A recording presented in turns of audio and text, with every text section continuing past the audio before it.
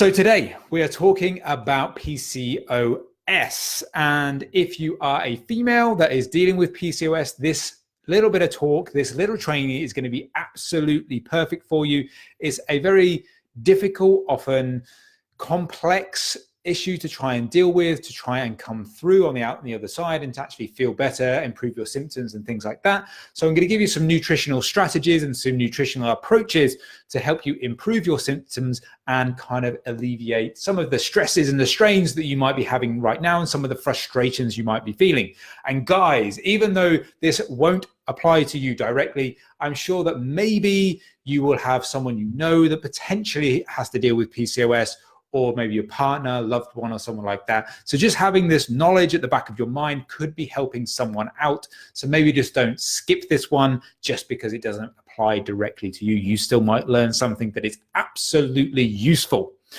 Now, what we're going to talk about here is clearly PCOS and some of these nutritional strategies, but I'm going to do it in a way that's maybe a little bit slightly different to how I would normally deliver a training. And that's because I am sometimes, ex-girlfriends would disagree, but sensitive to people's issues, sensitive to people's situations. And that PCOS is not a subject necessarily where I can crack jokes and swear my head off and it will be very entertaining and funny. I'm still going to try and make this absolutely factual and give you a ton of information in an easy to understand, easy to digest way. But I do sympathize with people that have PCOS or any other type of disease or illness that affects them in this way. So maybe you're not going to get a lot of the wise crack jokes that you might otherwise get in other different podcasts and trainings, but we will still make it entertaining nonetheless.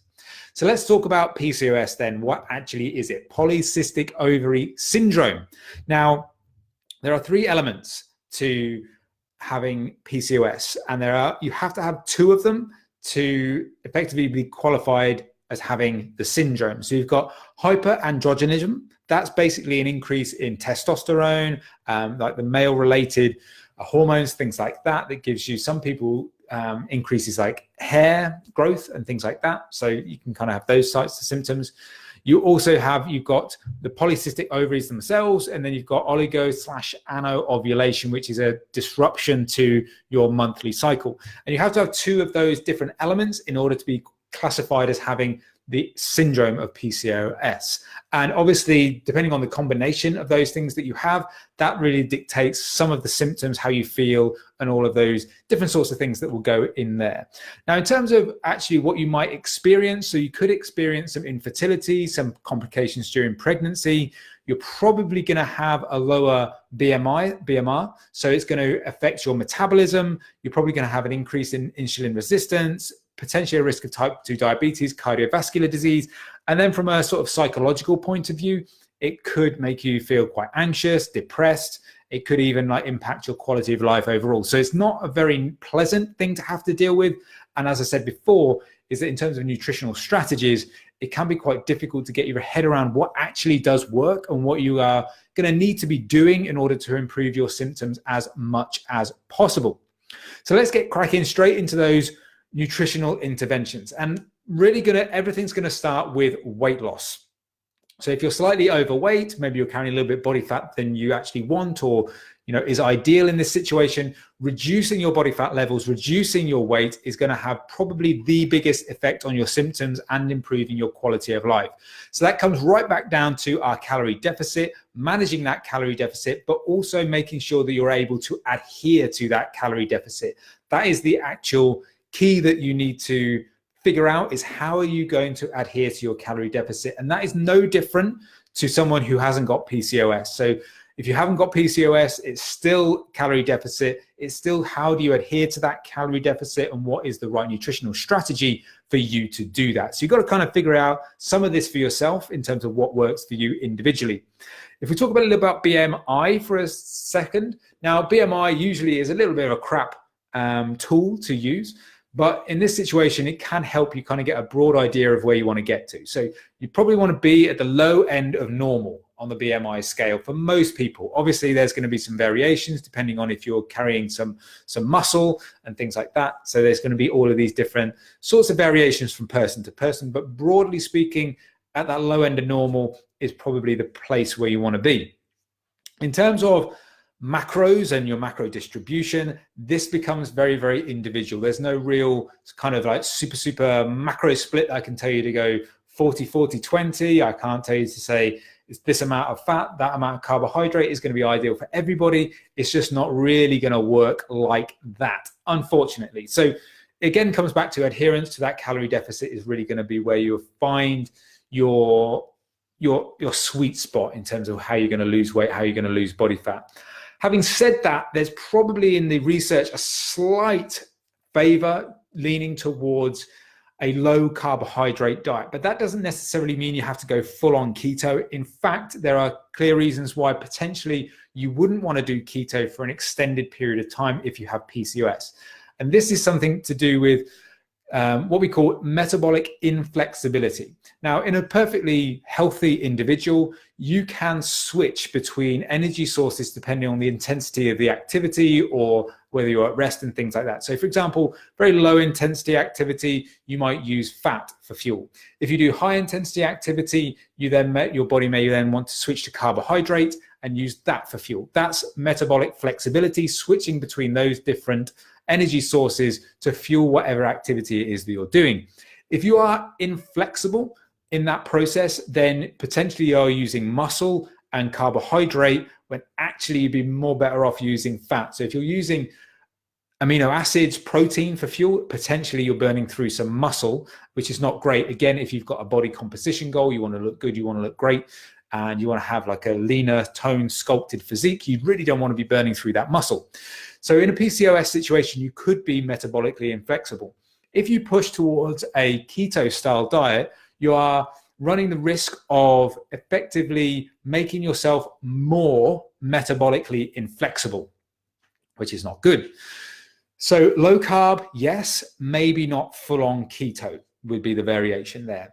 Also low GI, so you've got your glycemic index in terms of, let's just use broad brush statements in terms of, it's the simple sugars containing those foods like that are going to be high GI versus low GI. So if you stick to a predominantly low GI diet, again, that's probably going to improve your insulin sensitivity, and it's probably going to improve a number of different other symptoms, including your period regularity. So again, that can help. We then say as well, a high protein diet is probably going to help you. Maybe there's nothing specifically unique to PCOS in that, but we know just in terms of general weight loss, a high protein diet is going to help you feel fuller. It's going to have lots of other knock-on benefits in terms of actual just weight and fat loss. So it's probably a good idea to predominantly have a high protein diet. You also want to look at some monounsaturated fat and having that in your diet. There's no real specific research to say you should steer clear of saturated fat and things like that. And we will come on to other types of fat later in like the supplement section of what I'm going to go through. So realistically, a lot of the rules for general, I say rules, a lot of the guidelines for general weight and fat loss still apply in the PCOS environment. So there's nothing like super revolutionary that you're going to do, but maybe the type of, if it fits your macros concept, is probably not the best way to go, because you want to be looking at potentially slightly lower carb.